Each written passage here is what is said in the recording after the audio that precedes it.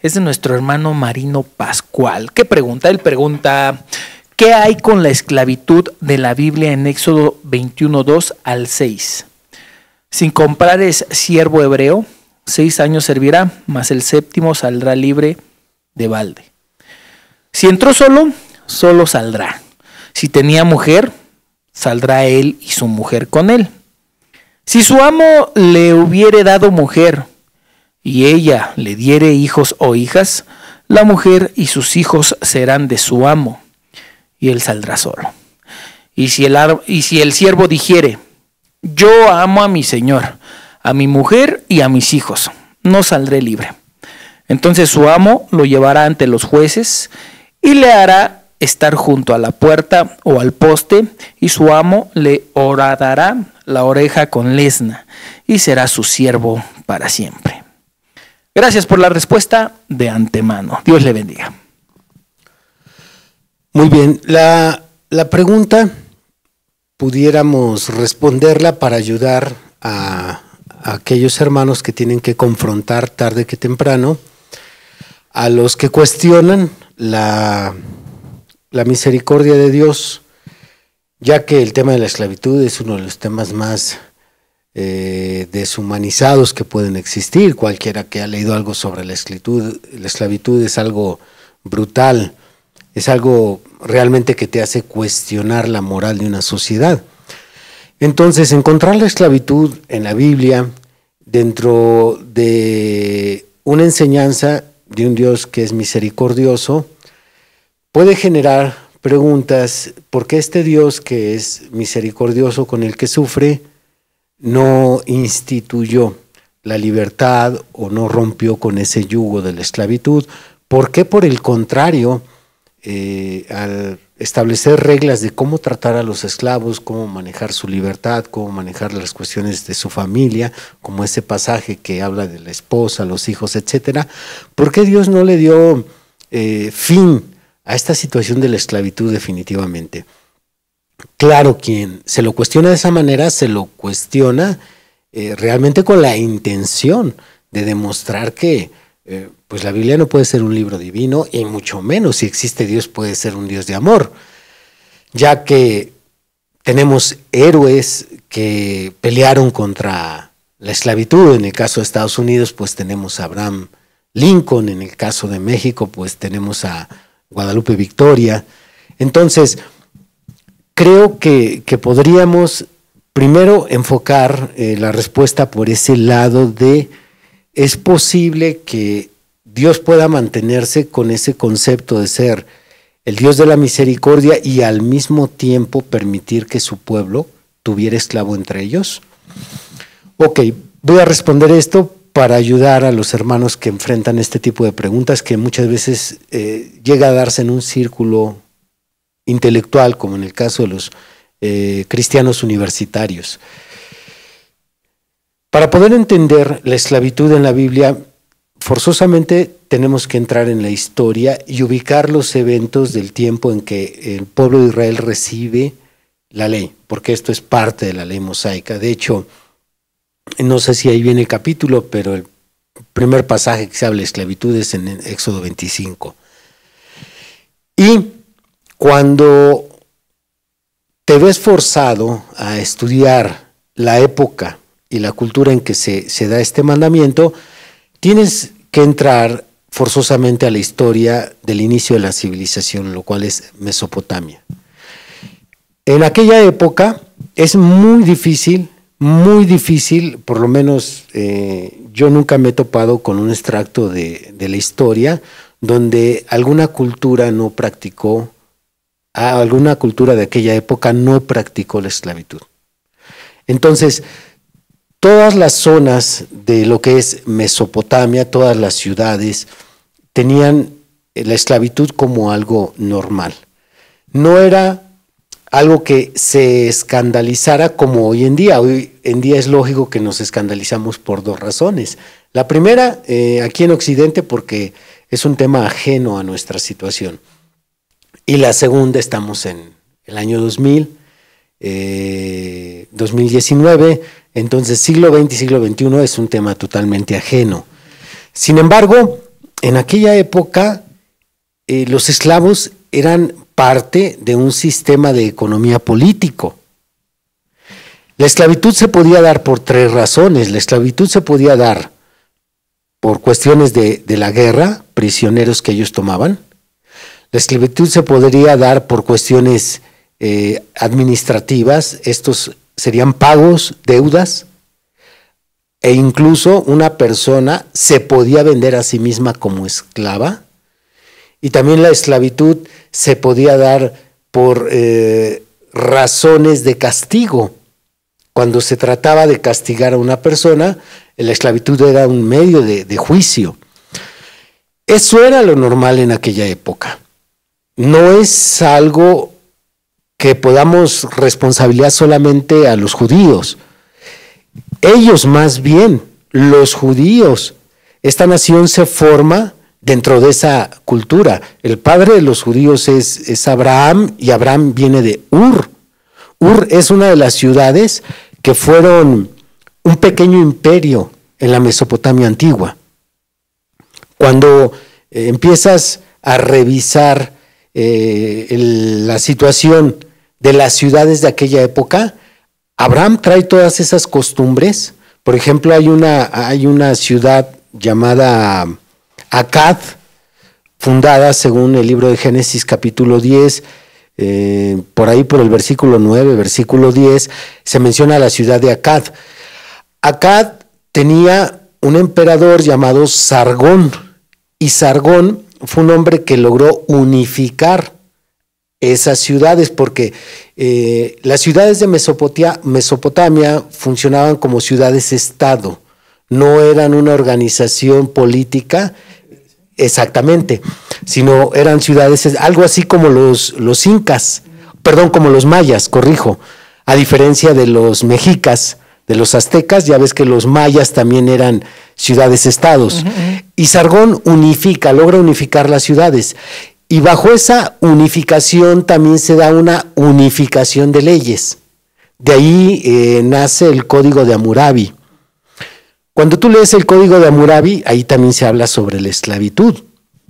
Entonces, si Abraham, viniendo de Ur de los Caldeos, trae esta cultura política económica del tema de los esclavos, entonces sus hijos, sus nietos y sus bisnietos crecen dentro de ese entorno cultural y crecen con esas costumbres. Por eso Abraham tenía su propio esclavo, Eliezer. Sí, adelante. Es sumamente interesante el considerar la anacronía de pensamiento, porque es bien fácil juzgar a posteriori, es bien sencillo, pero cuando consideramos lo que había en el entorno social en ese momento, es cuando las posibles fallas que se vivieron en aquel tiempo, los antepasados que pudieron haber estado desarrollando, pues realmente nos vamos a dar cuenta que pues no eran fallas. Usted está mencionando, era algo natural. Todo lo que se estaba viviendo en el contexto social en ese momento se construía para que la esclavitud se diera. Usted lo acaba de mencionar, había guerras. Entonces, se tomaban esclavos. Nosotros tenemos ahorita, actualmente, reglas de guerra. Se hicieron posteriormente de la Primera Guerra Mundial y se fueron guardando hasta la fecha. Hay reglas, hay códigos que nosotros tenemos desarrollados ya actualmente, pero en aquel tiempo debemos entender, era el inicio de la civilización humana. Varios códigos de comportamiento social se estaban construyendo apenas también, entre ellos esto. Ahora, eso es por un lado, y por el otro lado es algo que desarrolló el ser humano, no fue Dios. Cuando uno revisa la escritura, él pone leyes para ser más humanistas con los esclavos. Correcto. Más no él pone, puedes tener esclavos. No hay ni un versículo en la escritura que dijera Bueno, ya desde su parte pasa. No, está bien.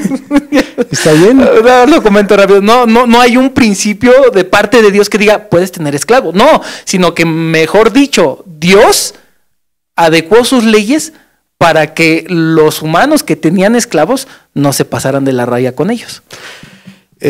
Antes de añadir a esto último que mencionas, retrocediendo un poco, se me hace muy interesante la cuestión de cómo se va construyendo la civilización, y hablando aún de las éticas para realizar una guerra. No hay una convención de Ginebra como la hubo en nuestro siglo pasado y que permitió que se regularan los ataques, las invasiones, etcétera, las conquistas.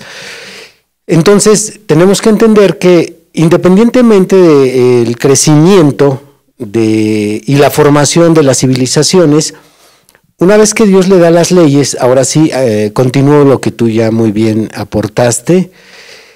Dios no pretende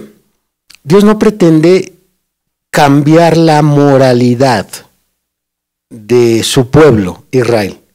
Y eso es bien importante y es clave para entender por qué seguía vigente la esclavitud. Dios no pretende cambiar a su pueblo por tres razones muy lógicas. La primera, porque no los puede sacar de en medio de una cultura que es la que ellos están viviendo. Es imposible. Es como tratar de que hoy el cristiano no tenga nada que ver con las computadoras, no tenga nada que ver con el sistema económico de tarjetas de pago, no tenga nada que ver con los adelantos tecnológicos, etc. ¿Cómo podemos salir? No podemos escapar. Por lo tanto, Dios no puede sacar a su pueblo si están sumergidos en eso.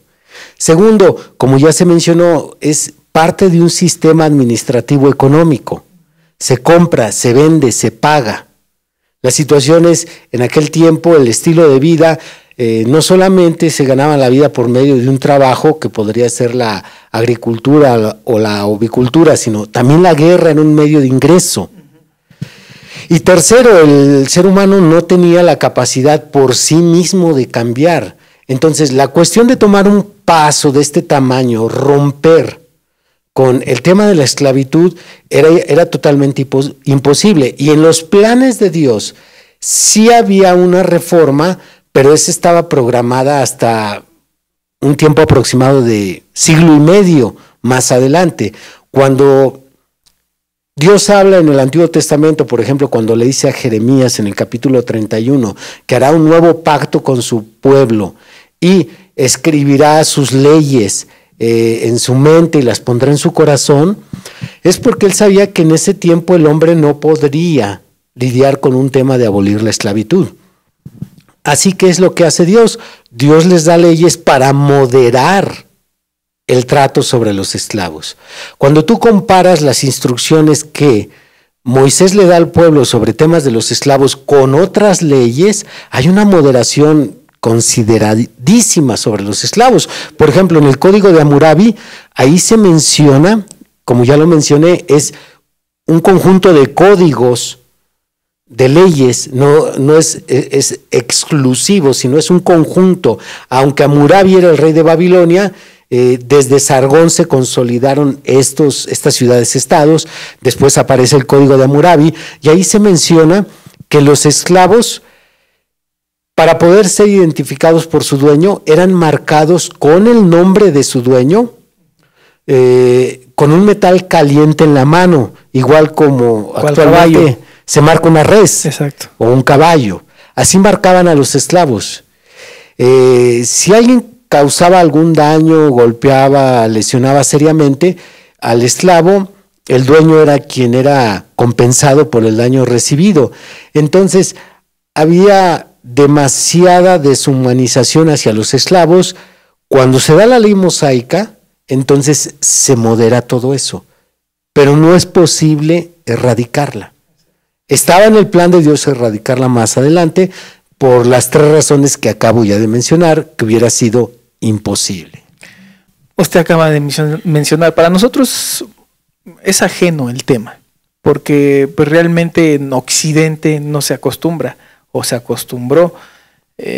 Allá en Oriente Medio pues fue donde más tuvo auge esta situación. Pero si pudiéramos hablar de los tiempos de Martin Luther King, que estuvo por ahí luchando por los derechos de la gente de color, y si nos vamos más para atrás con Abraham Lincoln, hubo grandes disertaciones, grandes discusiones, debates por esta situación, porque cuando ya hablamos de que una nación se dividió totalmente, hablamos de los sureños que estaban a favor de la esclavitud y los norteños en contra, pues sí es un tema sumamente delicado, sumamente complicado, cuando ya estamos hablando de piezas pesadas, hablando en un debate. No es lo mismo pensar en transformar una persona que transformar una cultura. Occidente, totalmente opuesto, porque en muchas cosas son los antónimos al Oriente. Occidente pudiera protestar en contra del segundo país más poblado del mundo, que es la India, por el hecho de que consideran a las vacas sagradas. Y tú puedes protestar y criticar y juzgar a las personas, claro, porque estás en una cultura ajena, y aparte intentar lograr cambiar al segundo país más poblado de todo el mundo de idea, que ha sido formada a lo largo de siglos y siglos, no es una cuestión fácil. Entonces, para Dios no era solamente abolir la esclavitud en la descendencia de un hombre, sino estamos hablando de toda la cultura de aquella época. Por lo tanto, creo que por parte de Dios fue una decisión muy sabia que todo esto fuera pronosticado a un futuro para que la esclavitud fuera abolida cuando llegara la gracia, que no solamente iba a introducir la libertad a los esclavos, sino que también iba a ayudarle al hombre en su corazón a que pudiera dar un paso de este tamaño. Exacto. Bueno, pues ahí está.